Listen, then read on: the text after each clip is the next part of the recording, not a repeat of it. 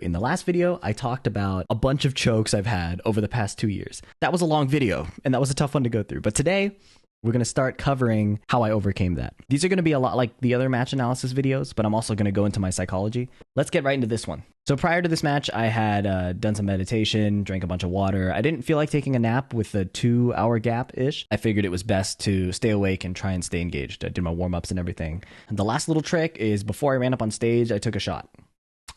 Figured it couldn't hurt since I was so nervous. Anyways, so the matchup, Claudio versus Noctis. So the characters function really similarly, so it's not exactly a mirror match, but the game plans are almost identical.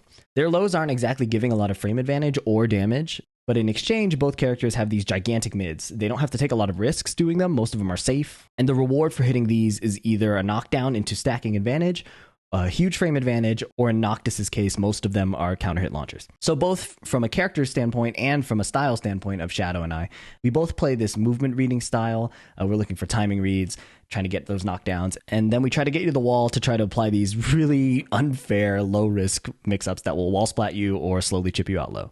So jumping into the match, you'll see these actions in play right away. A lot of just moving, just backdashing, nothing. Shadow finally throws a mid poke and I respond. He catches me moving. And now you'll see that back one clips my backdash twice. But when he runs over, he gives up his wall position, right? And that directly leads to this down forward 1-4 counter hitting. And with the end of this combo, you'll see that the HP is pretty much equalized. Now Shadow is starting to spam some back 3 to try to get me to not trap him at the wall like I'm about to do here. He respects my rage drive, but once he sees I calm down a bit, he walks all the way out of the wall. Now the position is basically neutral again, but you'll see that Shadow will still default after a few pokes here to not doing any side steps. He doesn't want to get clipped by the rage drive, so he's going to mostly move forward and back, stand block, try to get me to expose myself. He can take a few lows here. It's really not a big deal. Shadow clips me with the back one to put me at a pixel, and at this point I figure, well, he's looking for my rage drive, so I might as well just go with the reactable low. He clips him. It works. Free round. So since Shadow tried to be really inactive the last round, you'll see him add a bit more activity. There's a 2-1 there to gauge my response. He does a down back 4-3, so he starts going low, start doing some pokes. He really wants to see where am I going to press, where am I going to sit still. And that's an effective way of doing it. He starts testing with the string extensions. Am I going to respect it? Am I going to swing? But my poke damage is actually adding up. I'm clipping him a little more, getting a few more stray hits in, get a counter hit here, and now Shadow switches completely. He starts rushing me down, running 2 pokes. By default, usually I'll try to move a bunch and eat a lot of damage here, but I made it a point mentally to try and sit as still as possible. So I eat a couple pokes here, but I'm really convincing him I don't want to do anything, that I'm scared. So he starts pressuring again, and then the up forward one hits. That was a great sell on my part, that I'm trying to convince him that I really am terrified, but I was just looking for the opportunity to get him to overextend. Now that I think he's at a higher tempo, watch how I play. Down back 3, down jab. I spam all these quick pokes like, oh, don't hit me, as if I'm scared. And that pays off right away here. Back 3-3 is blocked. I'm not actually mashing, so I'm not as afraid as he thinks I am. Small inaccurate punish there where I don't get the launch. But again, because he thought I was so active, I was able to quickly make that play. The small sidestep into the up forward 4. Small punish, delay timing, boom, up forward 4.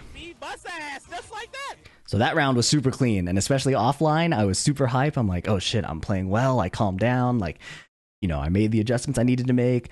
Now we need to stay cool. Mentally, between those games, I made sure that I didn't overthink what was working and what wasn't, okay? Like, my standard poke timings were working, my low choices were not too predictable. I just wanted to keep it right there. I didn't want to overextend or make an adjustment that didn't need to be made, right? So Shadow naturally is going to make some adjustments. He chills out a little bit. I'm trying to play some forward dashing to avoid telegraphing my timing, but I see that he's just blocking. I hit the down 2 and he ends up retaliating with a running 2. And I don't think I picked up on that at all, honestly. I just like, oh damn, I got hit. I catch him being a bit active with an up forward 1. Don't get the proper wall combo, that's tough. But the demo man on wake up catches him.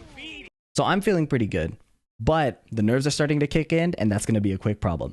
Shadow has 2 counter strategies that work really well, and he remembers them here. He'll do a high crush low to get around my up forward 1, and when I get antsy to retaliate with a mid poke, he'll do a sidestep right into a launcher. Watch how often that happens in just this round. So at first, immediate high crush low into sidewalk right. More high crush low so I can't up forward 1 him. Keeping the pressure with while running 2. I retaliate mid again and get launched. That's the round. Off of 2 sidewalk rights coming off of his low poke timings.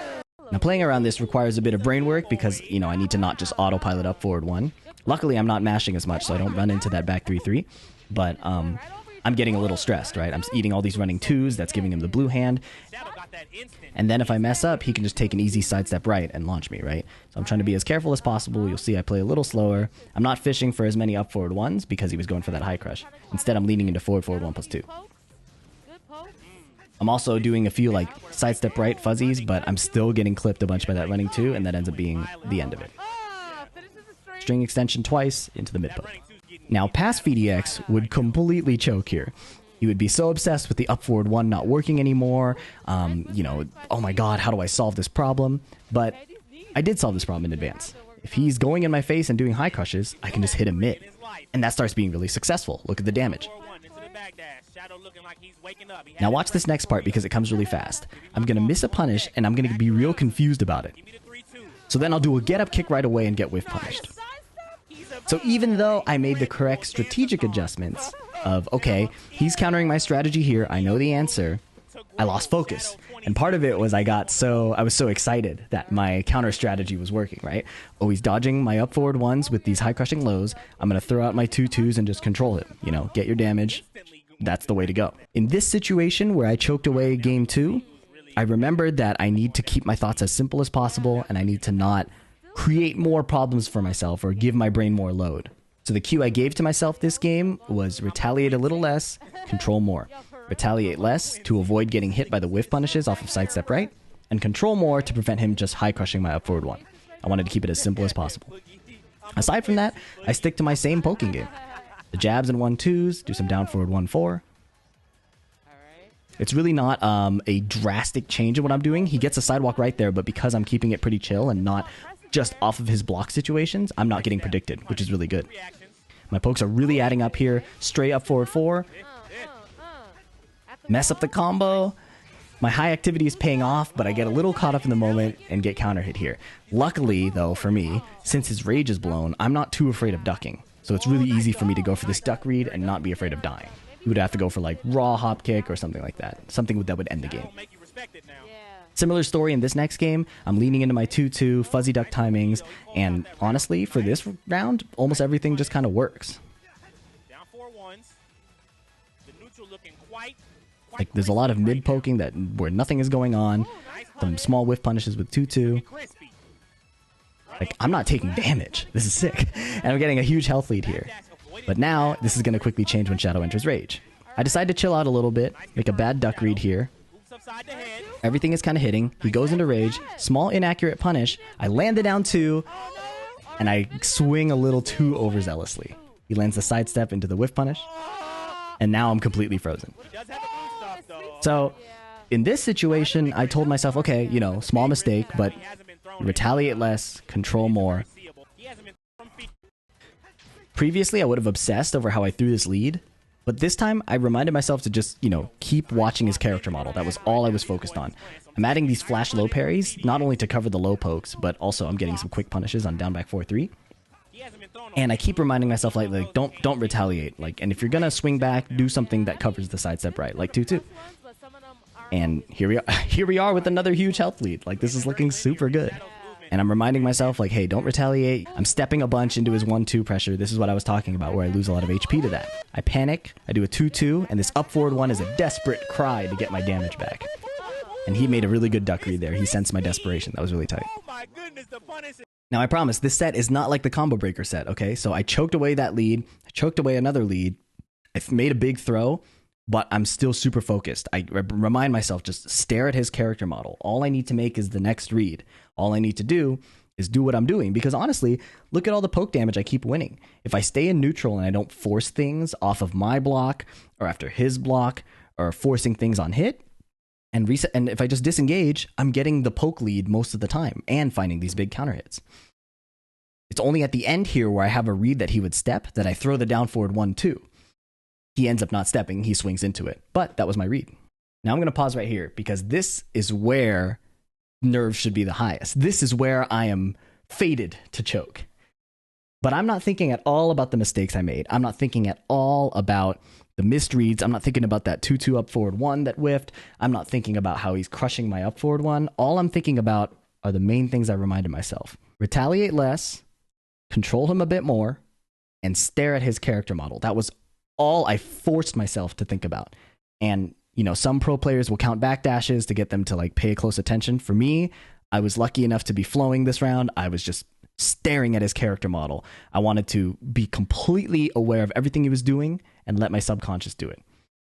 So even though I'm making that missed combo mistake, that is gone. I'm not thinking at all about that. All I'm thinking about is retaliate less, control him more. I'm controlling with 2-2. He's swinging. I throw an up forward 1, doesn't hit, no big deal. Trade back. I'm telling myself, you do not need to be desperate for damage, right? The neutral situation is where you've won the past like 12 rounds. I didn't even count that because you shouldn't be counting that. Just, I had so much faith in the neutral game. Up forward 1. I can't say I was counting backdashes. I can't say I had the strongest read. Sometimes you just do the move. But in that case, I didn't throw away the game. And being rewarded for that by sticking to the neutral was unbelievably satisfying. That was like the happiest win I've had. So what are the takeaways here? Is it just be PhiDX? Nah. We got a bunch of things that we could do mentally to help us perform at our highest and to not become our own enemies, okay? So the main things were that having a game plan is crucial. The only reason I was able to stay as composed as I was in game 3 is because I knew the answer to what Shadow was beating me with. I knew that he was going to look to go low and duck the highs to get around my up forward 1. So having my game plan that I could use 2-2 as a counter strategy to his counter strategy was crucial. Having a game plan you could be confident in helps to maintain composure when things start going wrong. Ultimately, if things are completely outside of your plan, your best bet is to run your offense and stay as flexible as you can. Part of that, though, is you have to see what everything your opponent is doing. This is useful not only when you have to change your game plan because something came up that you didn't expect, but it's also useful just for enforcing your regular game plan. Do I need to pivot slightly? Is what I'm doing working? These are all questions that are really important. So when my up forward 1 was working, I wasn't questioning it. When my up forward 4 was hitting, I wasn't questioning it. Only when he started doing the high crushes did I have to give myself a little prompt, like 2-2, control him. Only when I started getting whiff punished did I tell myself, okay, retaliate a little less. These micro adjustments are really important. It's kind of an art. You'll figure out what works for you the more you try. So those are the do's. And as for the don'ts, I just mentioned analyzing and coaching. That's really hard to do in the middle of a set. I used to think I could do it. That's not the way. The way the brain of a competitor and a fighter works needs to be much faster than what a coach or an analyst is looking at. So as a competitor, I put the coach in the bench and I focus strictly on what I need to be looking at, which is seeing everything that the opponent is doing. All of my energy is going straight into that character model. I need to see every backdash. I need to see every sidestep, and maybe I'll miss something, but I'm giving my subconscious the ammunition it needs to execute the training we've built. In addition to that, not dwelling on mistakes. We mentioned this in the choking video, but it's just ridiculously important. And you might wonder, how am I going to continue to make reads if I don't think about what just happened? If I don't think about what I did wrong? My answer to that is that's what practice is for. When you're playing ranked sets, when you're playing lobby sets, this is where you do analyze the mistakes. Maybe in the middle of the moment, maybe you talk it out, but you figure it out there so that you can actually solve it. I do that so in tournament sets, I can either point out just the problem and let my subconscious solve it, or give myself a small cue and have a whole new emergent like behavior change. So I tell myself, Shadow is doing high crushes.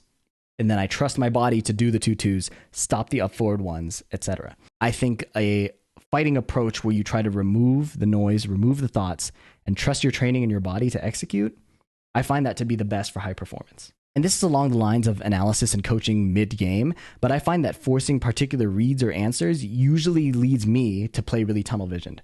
So for example, when Shadow was doing the high crushing lows, you might argue that, hey, Noctis has forward 1+2, you know, the mid launcher that's homing and unparryable and safe. Why don't you just use that? That's the most optimal thing. In the moment, optimal isn't necessarily what you need to win. And even though forward 1+2 on a read would kill him, which it did, you know, in game 3, it's not frequently possible that you can make such a big adjustment that you've never tried before in the middle of combat, especially in a game like Tekken, where the options and matchups are so diverse. You got to pick what your adjustment is and go. I'm going to run back this final game just to really nail those points home. So just a quick recap, up forward 1 was killing Shadow, but I would switch to 2-2 when he was doing the high crushing lows.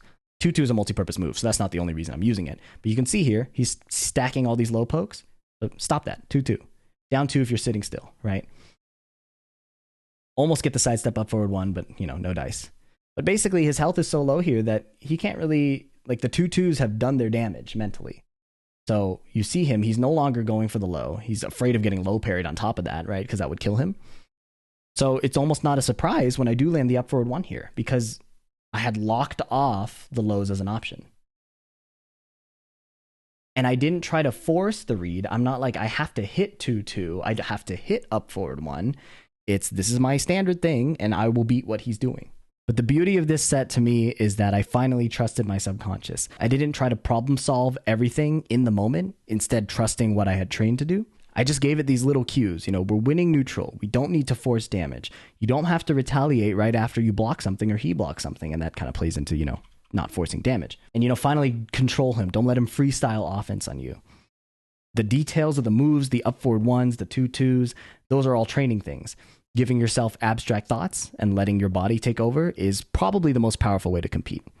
And finally, giving my attention something to lock into was a big piece of the puzzle. It's not enough to just say calm down. It's not enough to just say chill out. You got to look at the right things. I made this analogy in the last video, but if you have a song stuck in your head, you're not telling yourself, hey, stop thinking about the song that's stuck in your head, right? Instead, you listen to a new song. You give your brain a new focus, and the previous thing naturally drifts away. So in this case, I gave my brain the task of focusing on their character model, seeing everything they're doing, how many backdashes, how many sidesteps. And I'm not obsessed with tracking it so much as seeing it and observing it. And that naturally draws attention away from the nerves. And with all that information and data, whether or not I cognitively choose to remember it and track it, I'm giving my subconscious the ammunition it needs to make the reads, to make the adjustments, and to execute the training. So if you're someone who practices a lot and has a lot of problems in tournaments due to nerves or other things, try these tips out. Give your brain something to focus on. When your brain has that task to do, it's easier for the noise to fade away as you focus on that task. So in this case, the task, complete focus on their character model. If it helps, even enumerate what they're doing, counting their backdashes, counting their sidesteps, what actions are they taking at certain spacings. You want to just enumerate it and give your subconscious the ammo to act. The second thing to try out is point out the problems, but not the solutions. Now, this is contingent on you learning the solutions outside of tournament, right? Or outside of ranked, if ranked is your primary form of competition. But you want to solve these problems in advance, know the answers, talk to people, do the labbing. And when you get into the high intensity situation, just point out the problem. See how your brain responds if you're not boxing it into one solution. Instead, point out the problem and see how it adjusts based on all the training you've done. Again, I used to get so nervous that I literally didn't remember anything that happened in the set. It would feel like I blacked out and woke up after. These strategies are how I started to make progress through that. And hopefully this set is encouraging. Again, I've been choking for like 2 years. I've been showing up and getting beat by people that I feel like I shouldn't lose to. I've been showing up against a pro and looking like a complete fool. So focus and composure are not talents of mine. So try these strategies out, see if they work, and let me know if they work in the comments. The next video is going to be even more exciting. So this was a quick first to 2. I'll show you how I could do it in top 3 of an extended tournament. To me, that next win is way more impressive. The amount of choking and the amount of refocusing and the amount of clutch is just exponentially higher than anything I've ever done. Hope you guys are looking forward to it. I'll catch you in the next one. Peace.